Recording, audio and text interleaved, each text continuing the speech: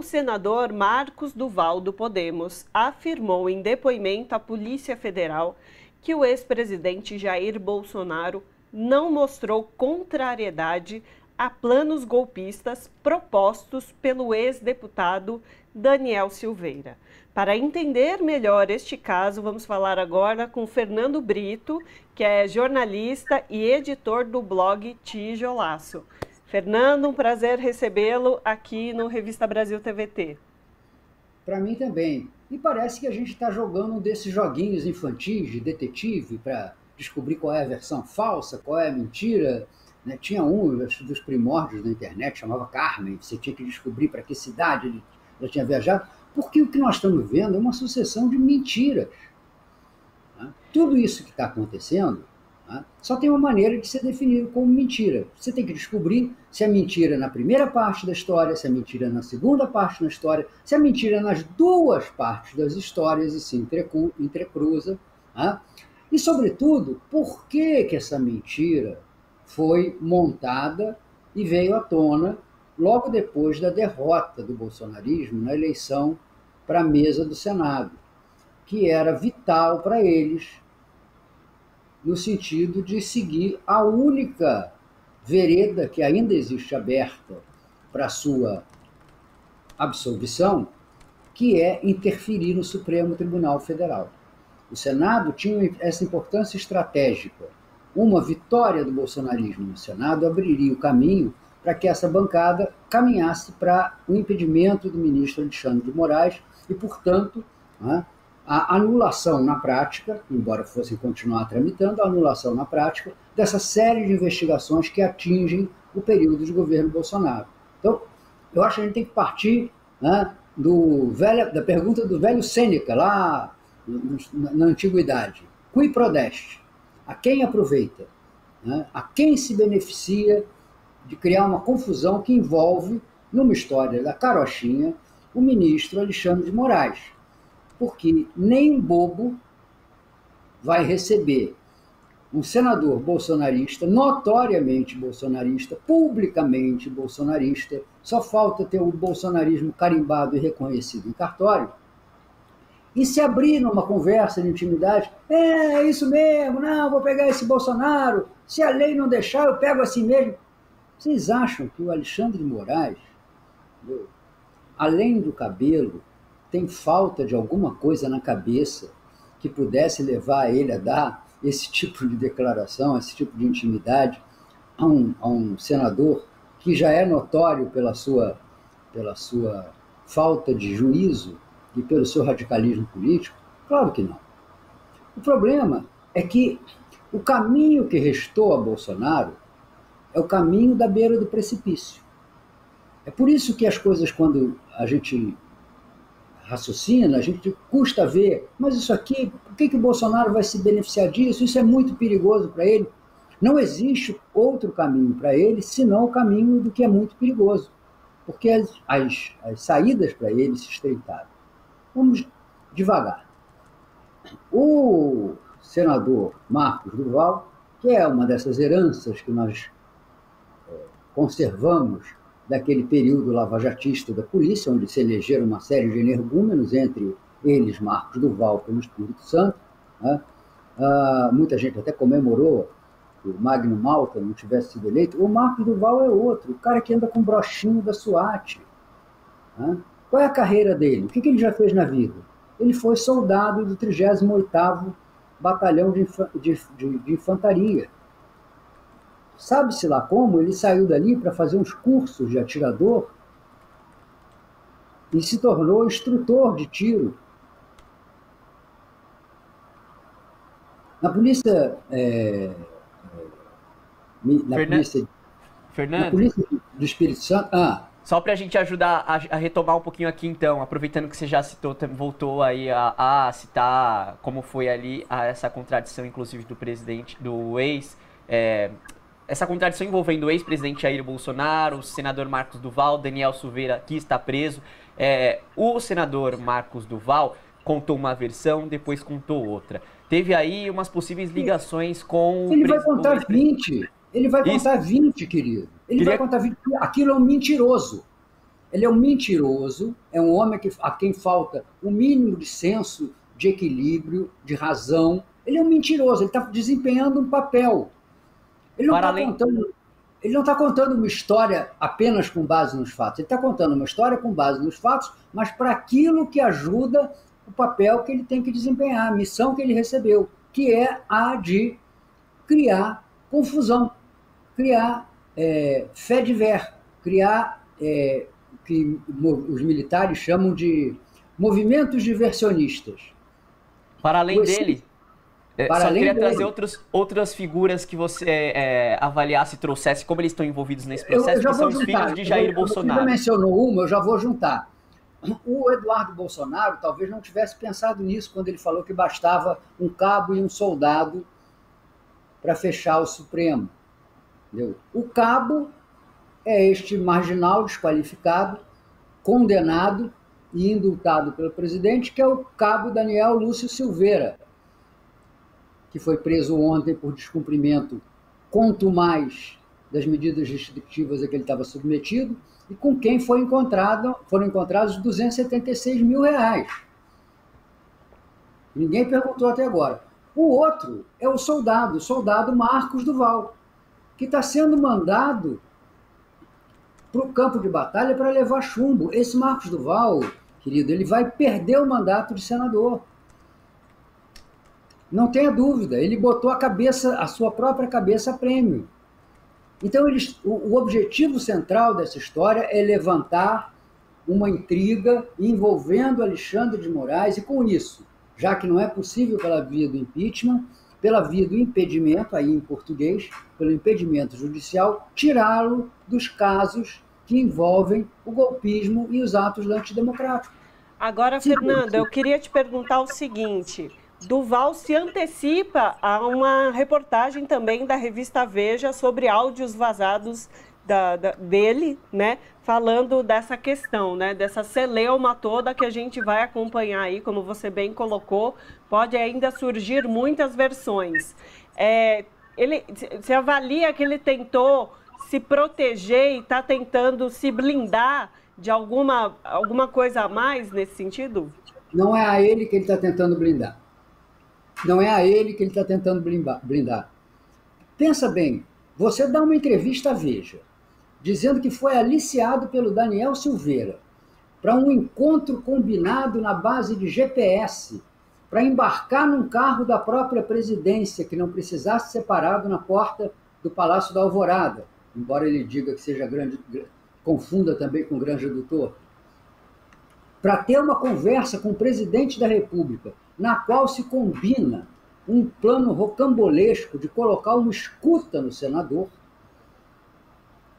que iria então ao Supremo Tribunal Federal para provocar uma conversa de bebum com Alexandre de Moraes, na qual o Alexandre de Moraes espontaneamente confessasse que está violando a Constituição para perseguir o Bolsonaro, e com isso, de posse da gravação, criar um escândalo nacional que permitisse ao Bolsonaro intervir no Supremo Tribunal Federal, ou pelo menos no Tribunal Superior Eleitoral, anular as eleições, nas palavras ditas da primeira vez pelo Marcos Duval, prender o Xandão e permanecer na presidência da República o próprio Bolsonaro. Gente, entendeu? Isso aí é coisa. Se eles não fossem bandidos, a gente diria, é coisa de maluco. Mas eles estão apelando para soluções desesperadas como essa. E o pior é que nós estamos aceitando as coisas como se as narrativas que eles fizessem fossem verdadeiras. Elas podem conter fatos verdadeiros. Ninguém está dizendo que não. Até para serem mais sólidas, elas podem e devem conter fatos verdadeiros. Mas elas são articuladas. Eu acho que a imprensa cai mais fácil nisso aí do que a polícia. Vou dar um exemplo. Ontem, o interrogatório do Anderson Torres durou 10 horas. Ontem, sexta ou quinta-feira. Durou 10 horas. Policial nenhum interroga 10 horas algum investigado se da conversa não tiverem saindo boas informações. Se o cara simplesmente estiver negando tudo, estiver contando histórias da carochinha, etc. e tal, e o interrogador continua insistindo, é porque em cada pedaço daquele interrogatório ele vai arrecadando detalhes que lhe permitam montar a história. Porque nenhuma das histórias que é contada, nem pelo Marcos Duval, nem pelo Valdemar Costa Neto, nem pelo Anderson Torres, se sustenta em si própria. Veja, Marcos Duval é governista, gravou 4 dias antes dessa confusão, gravou um vídeo no Instagram em que ele especula se é melhor caçar o Alexandre de Moraes ou derrubar o Lula. Porque o Alexandre de Moraes estaria, palavras de Marcos Duval, na internet, no Instagram, eu coloquei lá no blog, tem um link para quem quiser assistir. Porque ele acha que o Alexandre de Moraes vai impedir, vai fazer o impeachment do Lula, porque o Alexandre de Moraes é amigo do Geraldo Alckmin. Olha só como é que viaja na maionese o cara. E o Geraldo Alckmin está interessado em ascender o poder pelo impedimento do Lula. Mas aí ele diz que isso é muito difícil, porque, aspas, o Alexandre de Moraes se tornou uma unanimidade nacional. Ele é detestado por todos os brasileiros. Até mesmo lá no STF, os outros ministros não aguentam mais ele. Fecha aspas. Esse é o cara que se diz amicíssimo do Alexandre de Moraes e que diz que tem intimidade com ele para dizer: ah, ministro, preciso dar um pulo aí. Ah, vem hoje, vem amanhã. Gente, conseguir uma audiência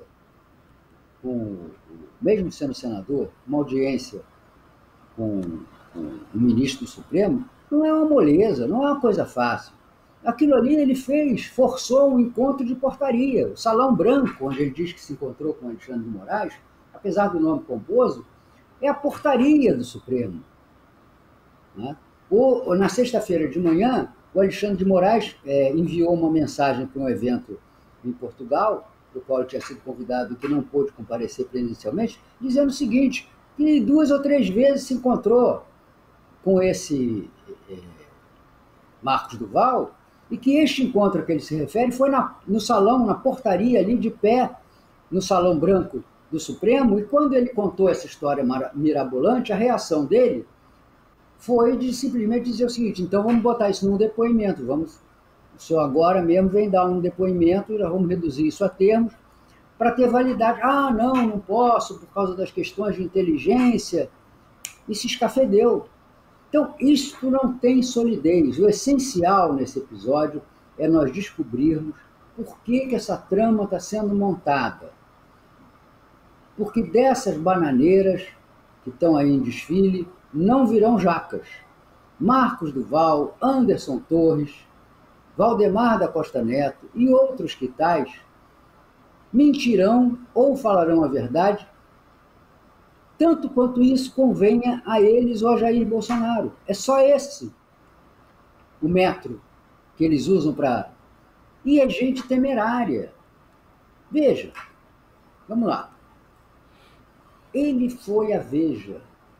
A Veja não descobriu a história. Ele foi a Veja se oferecendo para dar um depoimento bomba. Gente, ninguém vai a uma revista como a Veja, com a importância da Veja e com a trajetória da Veja marcada pela exibição escandalosa, né, de episódios que seriam bombas jornalísticas, sem saber que aquilo vai ter uma enorme repercussão. Por que Flávio Bolsonaro, por 2 vezes na quinta-feira, confirmou a reunião do Duval com o presidente, apenas dizendo que o presidente não tinha falado nada, tinha se mantido em silêncio, tinha tentado evitar que fizesse uma besteira? Então, a história toda é falsa, embora contenha pedaços de verdade, e embora contenha o essencial, que é o ânimo golpista do governo Bolsonaro. Essa é a clareza que a gente tem que ter para não se confundir, entendeu? E não subestimar. Porque está em voga agora dizer assim, porque é um golpe tabajara, são conspiradores de quinta categoria. São! Mas Fernando, era o presidente da República.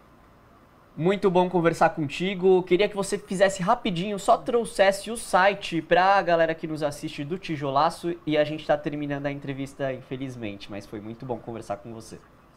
Tijolaco.net, sem cedilha, tijolaço sem cedilha.net. Perfeito. Antes de terminar, eu só queria fazer uma advertência a quem acompanha a gente, para na hora de aplicar a cabeça às situações, compreender que, embora a gente tenha a tendência natural de se atrair por um escândalo, por um assunto como esse, né, que é chocante, espetacular, né, pirotécnico, nós temos que lembrar o que está em jogo neste momento. E o que está em jogo neste momento é impedir que o governo eleito que se instalou no Brasil consiga encontrar um clima de paz e estabilidade para desempenhar o seu trabalho. Tanto é assim que a gente verificou nas várias e mutantes entrevistas de Marcos Duval que uma das suas preocupações maiores era ficar estimulando a criação de uma CPI, onde eles vão, como negacionistas que são, onde eles vão desenvolver uma tese tão plena de lógica quanto aquela da vacina vira-jacaré, que é a tese de que o governo Lula, por meio do próprio presidente e do Flávio Dino, prepararam os atos de 8 de janeiro para conseguir apoio da opinião pública e se posarem de vítima. Veja, vai até aí a capacidade dessa gente, porque o mundo para eles é apenas o que eles chamam de construção de narrativas. A verdade, a Terra ser redonda e não ser quadrada, não tem importância nenhuma. O que importa é a versão. O que importa é a criação de uma agitação que transforme as pessoas em zumbis, incapazes de usar a própria racionalidade para perceber o que está por trás, motivando cada tipo de atitude. Vamos seguir então acompanhando os desdobramentos, né, desses escândalos aí que estão surgindo, inclusive envolvendo o governo anterior. Obrigado, Fernando Brito, jornalista e editor do blog Tijolaço. Obrigado a vocês. Um bom programa na TVT, a nossa emissora mais combativa do Brasil. Um abraço, Fernando. Tchau.